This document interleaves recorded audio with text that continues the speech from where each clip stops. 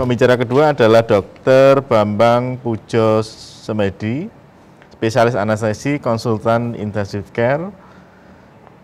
Dr. Bambang Pujo adalah Kepala IRIR RSUD Dr. Sutomo, Koordinator PGA KPRA RSUD Dr. Sutomo, Sekretaris Prodi Anestesi dan Terapi Intensif FK UNER, dan juga sebagai Ketua Perdatin Jawa Timur. Untuk waktu 20 menit kami persilahkan untuk Dr. Bambang Pujo. Terima kasih. Assalamualaikum warahmatullahi wabarakatuh. Selamat sore, sudah jam 3. Tadi Dr. Sudarsono bilang siang setengah sore, ini sudah sore. Baik, terima kasih kepada Dr. Mustafa, dan saya ingin menyapa kepada para senior saya, Prof. Muntaman, Prof. Usman, dan Dr. Sudarsono. Beliau adalah guru-guru saya semua. Mungkin ini adalah materi yang terakhir adalah tentang penggunaan antibiotik pada pasien-pasien kritis.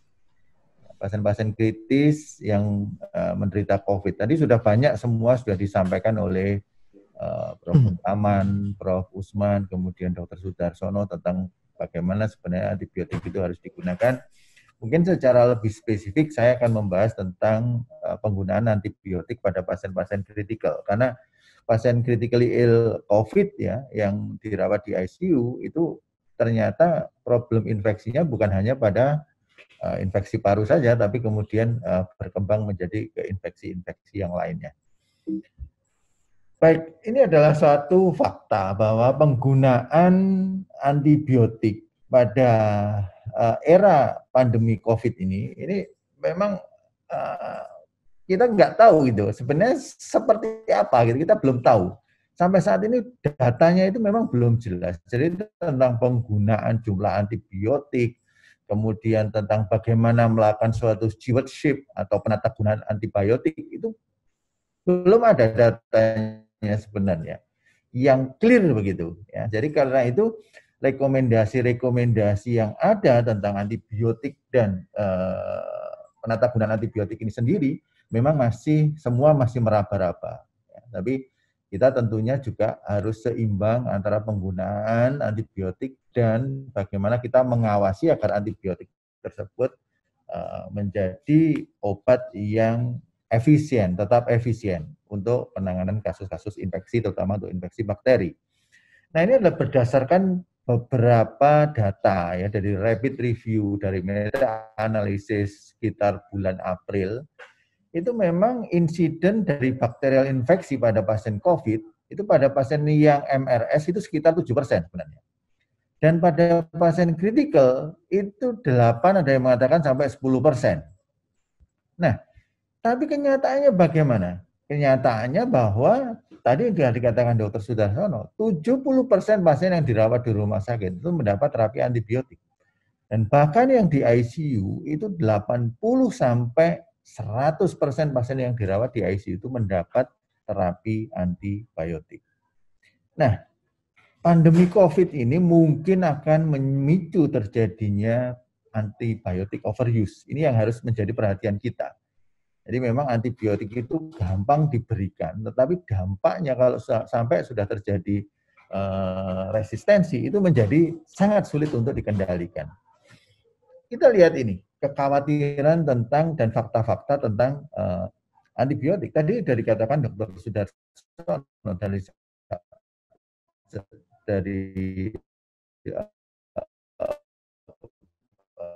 suatu evidence bahwa antibiotic intervention not beneficial for severe COVID-19 cases. Nah, jadi ini kita lihat bahwa antibiotik itu masih dipertanyakan. Ya, kemudian dikatakan WHO juga sangat mengkhawatirkan terjadinya overuse antibiotik karena ini dikhawatirkan justru akan meningkatkan banyak mortalitas lagi. Ya, jadi WHO sendiri juga sangat khawatir tentang masalah-masalah ini. Dan penggunaan antibiotik yang tidak terkontrol ini juga bisa memicu terjadinya resistensi bakteri. Mengapa hal ini bisa terjadi? Tadi dikatakan oleh Dr. Sudarsono bahwa penggunaan antibiotik pada pasien COVID itu sulit dikendalikan. Kenapa? Dipicu oleh adanya ketidakpastian dan kebingungan di antara klinisi ini sendiri.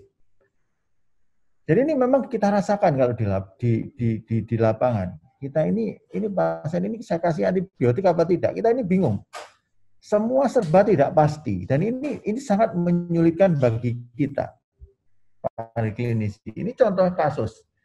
Contoh kasus ya, pasien dari rumah sakit luar yang dirujuk ke Rumah Sakit Umum Dr. Sutomo, seorang laki-laki 38 tahun dengan berat badan 90 kilo didiagnosa dengan pneumonia COVID gagal nafas. Ya, pasien ini kita lihat khas ya, sudah ada demam, kemudian rate nafasnya juga mulai tinggi dengan SpO2 91%. Nah, pasien ini dapat terapi apa? Terapinya adalah meropenem, IV, antiviral, dan obat adjuvan lainnya. Kita lihat ini hasil labnya. White blood cell-nya itu 5.000. Ya. Kemudian di dimernya juga masih rendah kalau kita lihat di sini. PCT-nya itu 0,012. Tadi kalau melihat algoritmanya Dr. Sudarsono, pasien ini seharusnya mungkin tidak perlu mendapatkan antibiotik, mungkin. Tapi mungkin karena dokter di sana itu bingung ya, ini ragu-ragu, jangan-jangan orang ini imunokompromis karena obesitas, ya. Kemudian sudah gagal nafas, maka pasien itu kemudian diberikan antibiotik. Nah, ini yang menjadi beberapa hal yang harus kita waspadai, bahwa tidak selalu antibiotik yang paling kuat itu adalah yang terbaik bagi pasien.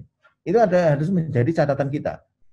Jadi jangan kita berharap meropenem itu adalah antibiotik yang broad spectrum, coverage-nya itu sangat luas, sehingga ini adalah antibiotik yang terbaik. Nah, ini kadang-kadang di kalangan para klinisi sendiri itu masih menganggap seperti itu.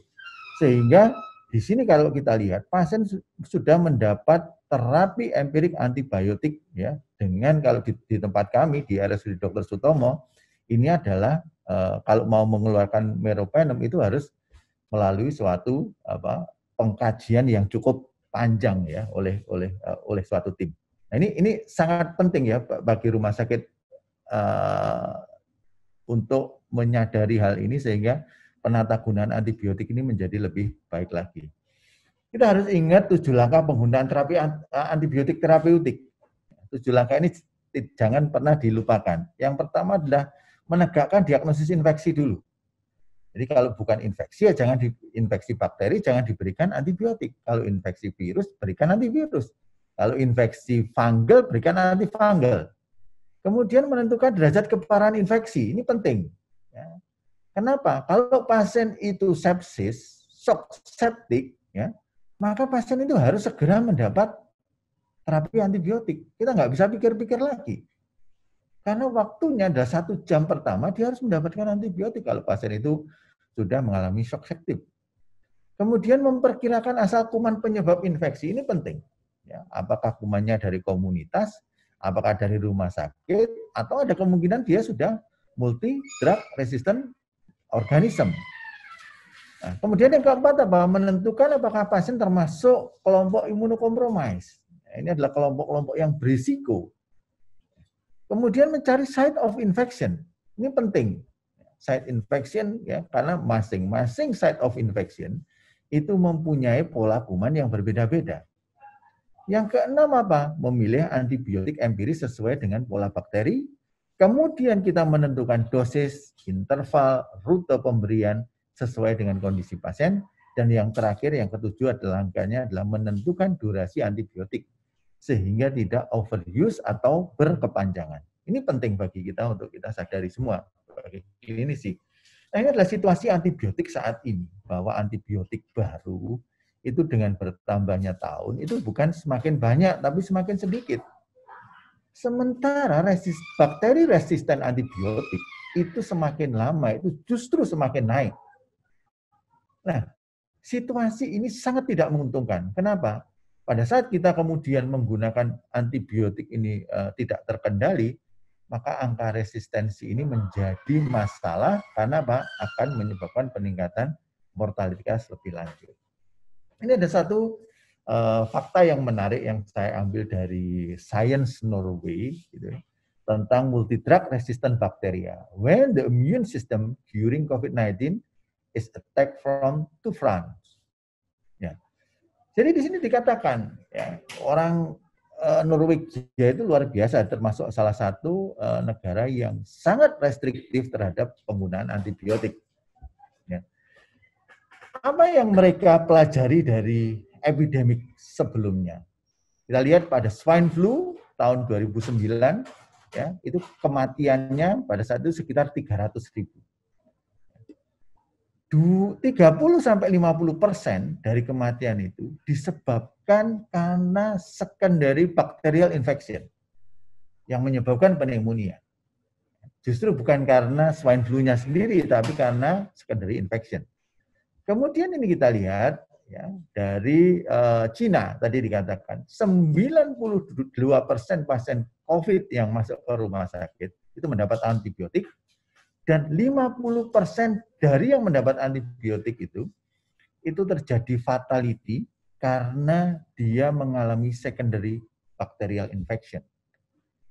Nah, karena itu dalam artikel ini dia mengatakan kita ini tidak punya obat lagi ya, untuk mengatasi corona ini. Sebenarnya obat yang efektif itu apa, kita ini tidak tahu. Ya.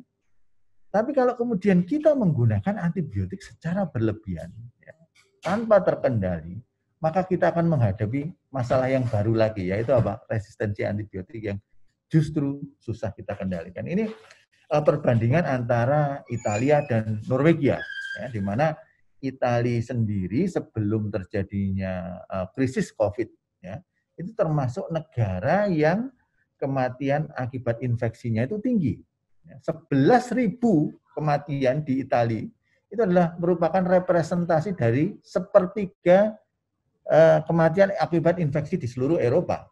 Jadi memang sangat tinggi. Karena di sana banyak kematian itu terjadi karena multi-drug resistant bacteria. Nah, kita lihat ini dari European Center of Disease Prevention and Control, dia mendapatkan bahwa sekitar 30% dari semua infeksi di Italia itu disebabkan karena drug resistant bacteria. Ya. Dan Norwegia sendiri, ya, Norwegia itu termasuk negara yang sangat restriksi terhadap antibiotik, dan mereka mengatakan bahwa kemungkinan dia akan mengalami masalah MDR ini menjadi lebih sedikit, gitu ya. Nah, ini yang dikatakan tadi bahwa kita menghadapi dua front, gitu ya. Kalau antibiotik ini digunakan secara sembrono, kemudian menyebabkan resisten, kita menghadapi dua masalah ini. Ya, yang pertama, sistem imun kita ini secara simultan harus menghadapi virus dan menghadapi multi-drug resistant bakteri.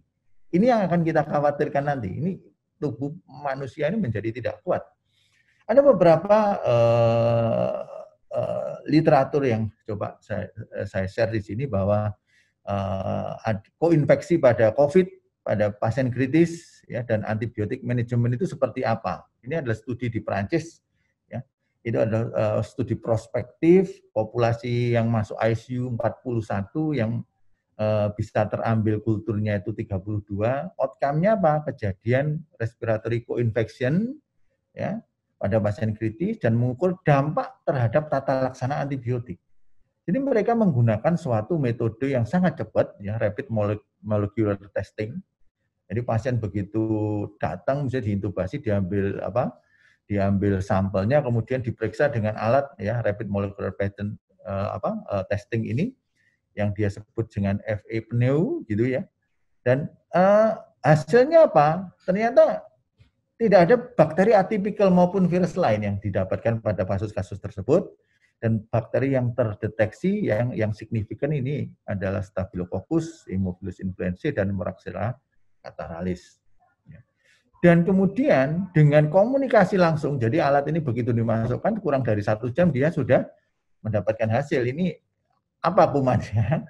Maka dengan cepat, ya, sekitar 46,9% itu keputusan untuk merubah antibiotik itu dilakukan. Jadi orang yang sebelumnya mendapat antibiotik bisa di stop, ya, yang tidak perlu diberikan antibiotik menjadi tidak diperlukan lagi. Kemudian ini sumber lain tentang koinfeksi tadi, ya, karena orang ini takut ya memberikan antibiotik itu karena koinfeksi biasanya pada pasien-pasien yang masuk ICU. Nah ini luaran utamanya adalah proporsi pasien dengan infeksi bakteri akut. Semua bakteri yang bukan berasal dari saluran nafas dan darah itu dieksklusi. Hasilnya apa? Ini diambil dari 1.300 studi yang masuk eligible itu 24 studi, pasiennya sekitar 3.300. Ya.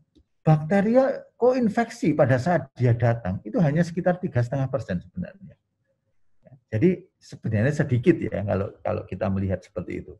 Kemudian infeksi bakteri sekunder itu terjadi pada 14,3% pasien. Proporsi pasien dengan infeksi bakteri itu sekitar 6,9%, hanya 6,9%, tadi 7% cocok dengan Wuhan. Kemudian hasil infeksi bakteri lebih sering terjadi pada pasien kritis, itu memang sedikit lebih tinggi, sekitar 8% tadi. Mayoritas pasien yang mendapat antibiotik itu 71,9%. Jadi proporsi totalnya itu sedikit, tapi yang diberikan antibiotik itu sangat banyak.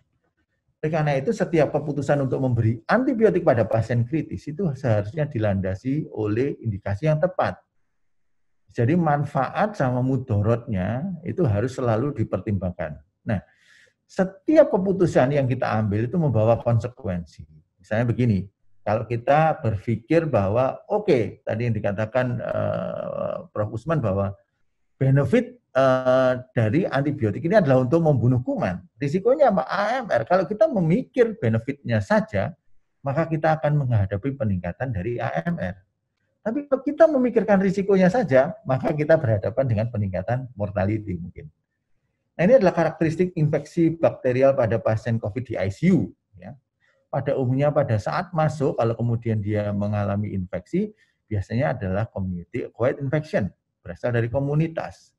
Tapi kalau dia berada di tengah-tengah, ya perawatan, karena kita tahu bahwa COVID itu adalah suatu penyakit dengan yang recovery-nya itu sangat lama, sekitar lebih dari 10 hari, maka bisa terjadi di sini terjadi HAIS. Tadi yang dikatakan Dr. Sudarsono, salah satunya adalah ventilator associated pneumonia.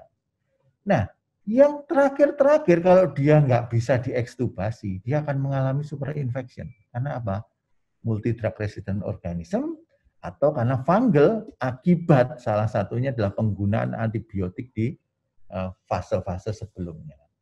Nah, kapan kita memberikan antibiotik? Nah, ini tadi sudah banyak disinggung oleh Dr. Sudarsono bahwa pasien yang sudah terbukti dia mengalami bakteri infeksi, kalau kita punya pemeriksaan yang sangat cepat tadi, tapi kalau di sini ya kita menggunakan tanda-tanda klinis. Ya. Kalau kemudian dia shock septic atau severe sepsis atau dia life threatening infection, maka kita juga harus segera memberikan antibiotik. Ya. Kemudian kapan kita menunggu? Ya, kalau pasien ini pasien ini saya masih ragu-ragu ya, kondisinya masih cukup baik. Ya, mungkin kita bisa melakukan pemeriksaan lebih lanjut untuk mencari penyebabnya kira-kira dari mana. Kalau pasien-pasien itu tadi dikatakan Prof. Kuntaman, peningkatan penggunaan antibiotik salah satunya juga karena penggunaan alat-alat invasif, maka kita juga harus memikirkan kalau pasien itu pakai kateter, pakai vena sentral, ya, maka kita juga harus segera melepas alat-alat tersebut. Dan hati-hati ya, tadi kalau kita ngomong VAP itu sudah terbukti. Tapi kalau ada pasien yang menunjukkan tanda-tanda inflamasi pada saat dia menggunakan ventilator, itu sebenarnya belum bisa disebut sebagai suatu pneumonia. Itu dikatakan sebagai ventilator associated condition. Nah, kapan kita menggunakan dan memilih antibiotik secara bijak pada pasien-pasien kritis? Yang pertama adalah lakukan resusitasi yang adekuat. Nggak ada gunanya kita memberikan terapi antibiotik apapun ya, sebanyak apapun ya, sebroad spektrum apapun, kalau kita tidak melakukan resusitasi yang adekuat, pasien itu butuh ventilator, butuh oksigen, tapi tidak diberikan oksigen, dia akan mati. Ya. Kemudian kita harus menentukan definitif diagnosisnya. Cari ya dari tanda-tanda klinis, ya, kemudian radiologi, dari tanda-tanda laboratorium.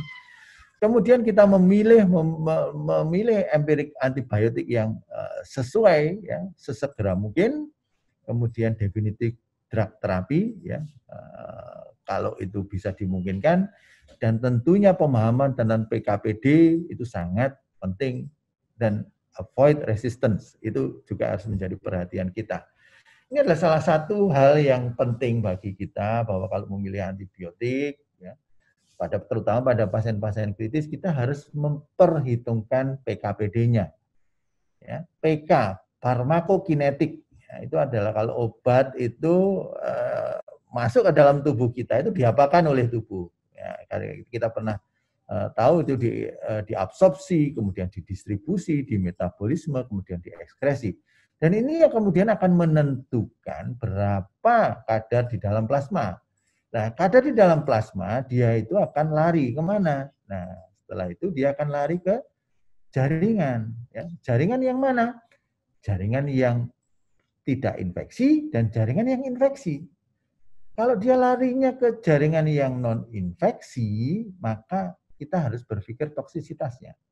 Kalau dia larinya ke arah yang jaringan yang terinfeksi, maka kita berharap terapeutik efeknya ada di situ. Oleh karena itu, kalau kita memberikan sejumlah dosis antibiotik, tujuannya apa? Pada area yang non-infeksi, dia toksisitasnya seminimal mungkin, tetapi di area yang terinfeksi, ya, terapeutik efeknya adalah semaksimal mungkin. Oleh karena itu, dalam memilih antibiotik kita juga harus memperhitungkan penetrasinya terhadap jaringan-jaringan tubuh yang terinfeksi. Nah, kita lihat kalau kita melihat, ya, dose and response and toxicity gitu, maka kalau kita memberikan suatu dosis, itu target kita di sini. Kita bisa naikkan dos sampai pada yang optimal. Tetapi setelah itu, dosis itu kita naikkan, itu tidak bisa memberikan respon yang lebih baik, justru toksisitinya yang akan meningkat. Oleh karena itu, yang di area ini yang harus kita hindari. Kalau kita memberikan antibiotik, maka kita harus tahu antibiotik yang kita gunakan itu apa, gitu ya. Yang apa? Yang dose dependent atau time dependent, atau area under curve, ya. Nah, oleh karena itu, misalnya ini, ya, ini ada pasien yang kemudian dengan mikroba kemudian diberikan antibiotik yang underdose, ya maka dia tetap aja nggak akan mati. Tapi kalau kemudian dia diberikan dosis, ya sebenarnya dia sudah di atas minimum inhibitory concentration, ya. Tapi dia belum melampaui maximum prevention concentration, ya. Maka yang justru kuman-kuman resisten ini yang masih tersisa. Oleh karena itu, kita harus memberikan dosis supaya dia itu pada dosis yang kita inginkan. Karena dosis, timing, dan cara pemberian antibiotik yang tidak tepat itu justru memicu terjadinya antibiotik microbial resistant. Nah, farmakodinamik diklasifikasikan sebagai berikut, yang time dependent, yang dose dependent. Ya. Karena itu kita harus menggunakan antibiotik itu harus sesuai dengan golongannya, karena itu nanti pemberiannya itu juga akan sangat mempengaruhi. Contohnya ini, kenapa pada pasien sepsis dengan volume distribusi itu tinggi, maka kita harus sangat berhati-hati dengan dosis. Ya. Kenapa? Pada orang normal, itu yang kuning, ya, pada orang normal dengan volume distribusi yang normal, orang itu kalau diberikan 2 kali, ya, maka dia selalu di atas minimum inhibitory concentration selama waktu itu. Ya, dan ini adalah, kalau ini ada yang time dependent, ini cukup. Tapi kita lihat kalau volume distribusinya besar, maka kemudian kita lihat, ya itu ada waktu-waktu di mana sebelum pemberian kedua, itu ada waktu jeda di mana konsentrasinya itu di bawah MIC. Dan ini menyebabkan efektivitas antibiotik itu menjadi terganggu. Karena itu pada pasien-pasien kritis hal-hal seperti ini harus dipertimbangkan. Kadang-kadang kita memerlukan dosis yang lebih besar, kadang pemberiannya kemudian kita atur. Kemudian juga kita lihat ini, pada orang yang normal, volume distribusi itu normal, plasma konsentrasinya normal. Tapi pada pasien yang sepsis itu terjadi peningkatan cardiac output, peningkatan capillary leak, Peningkatan cardiac output meningkatkan clearance, sementara peningkatan capillary itu akan menyebabkan peningkatan volume distribusi, akibatnya apa? Plasma concentration-nya itu bisa rendah. Tapi pada late sepsis, di mana terjadi organ dysfunction, maka clearance-nya akan turun, dan ini justru akan menyebabkan peningkatan konsentrasi. Karena di sini dinaikkan dosisnya pada fase awal, kalau yang di late sepsis, di mana sudah terjadi end dysfunction, kita mungkin justru mempertimbangkan untuk mengurangi dosisnya. Ya, jadi penggunaan terapi antibiotik pada pasien kritis yang tidak adekuat, ya, itu bukan hanya dari jenisnya, tapi karena timingnya, misalnya terlambat. Antibiotik yang dipilih tidak cocok. Kemudian kuman patogennya sudah resisten, dan yang paling sering itu adalah dosisnya yang tidak adekuat. Ini adalah six right rules gitu ya. Ya, kita punya 5 tepat, 1 waspada gitu ya.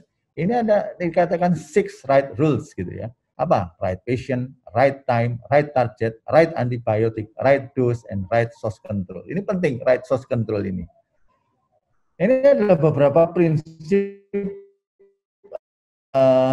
penggunaan antibiotik yang appropriate, yang tepat di ICU. Kultur jangan lupa, kalau ngambil kultur seharusnya 2 set ya, bukan dari infus ya, bukan dari jalur infus, tapi diambil langsung dari kulit kemudian ditusuk, diambil dari vena di situ. Kemudian jangan mendelay pemberian antibiotik, gunakan antibiotik empiris yang pertama ya, untuk pertama kali diberikan, kemudian baru kita turunkan spektrumnya menjadi yang lebih sempit. Kemudian pastikan bahwa initial dose-nya itu cukup. Nah, kalau nggak cukup seperti tadi. Dan kemudian apa? Kalau pada kasus-kasus di mana ya sebenarnya hasil kepekaannya itu kok tidak intermediate gitu, tapi klinisnya membaik, maka kita mempertimbangkan tidak perlu untuk mengganti antibiotik menjadi yang lebih tinggi. Kita lihat klinisnya saja. Kemudian tadi Dr. Sudarsono sudah mengatakan a shorter course, jadi jangan lama-lama memberikan. Kemudian kita harus tahu farmakokinetik, farmakodinamik, limit profilaktis. Ya, ini kadang-kadang ini ya saya takut ini kalau diintubasi pasti VAP, maka saya profilaksis antibiotik. Itu adalah hal-hal yang tidak tepat untuk pasien-pasien critically ill. Kemudian ini beberapa error ya yang tentang penggunaan antibiotik.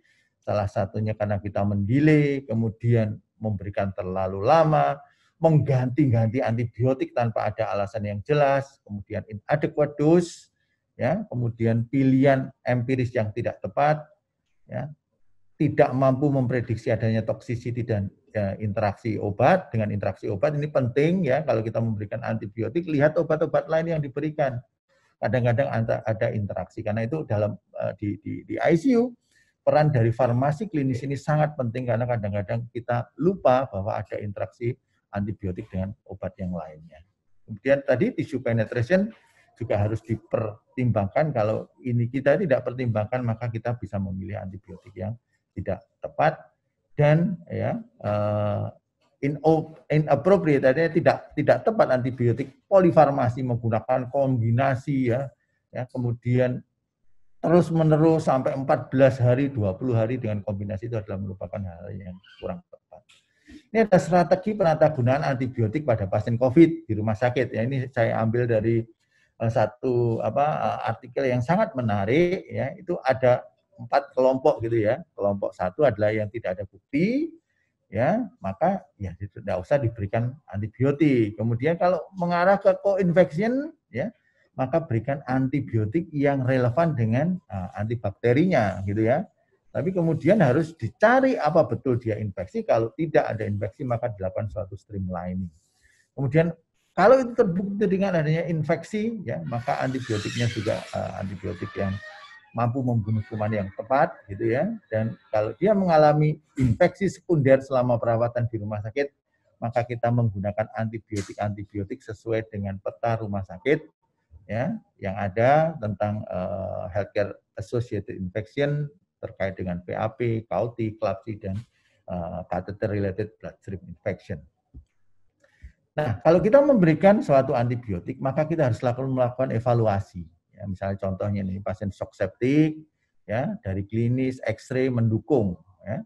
kemudian kita melakukan kultur mikrobiologis atau gram stain.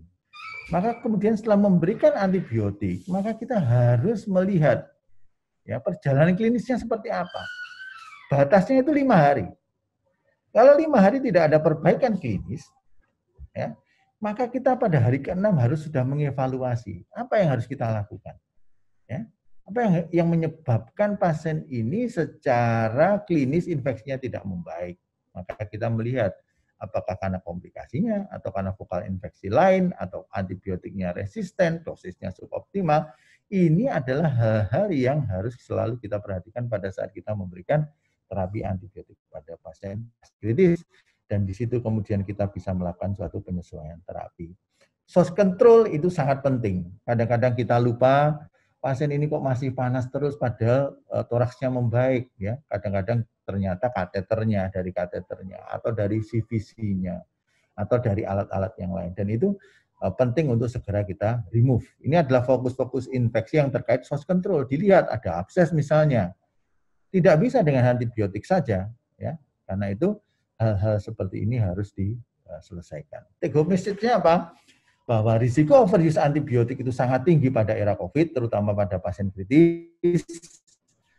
COVID-19 berpotensi meningkatkan kejadian AMR, jelas. Prinsip pemberian antibiotik pada pasien kritis adalah berikan dengan indikasi yang tepat, berikan sesegera mungkin, jangan ditunda apabila ada indikasi, batasi durasinya, jangan berkepanjangan, lakukan deeskalasi bila memungkinkan, dan yang paling penting juga mulai kita pikirkan sekarang adalah strategi penatapan antibiotik di rumah sakit, terutama pada pasien COVID berat untuk menurunkan risiko AMR. Terima kasih. Assalamualaikum warahmatullahi wabarakatuh.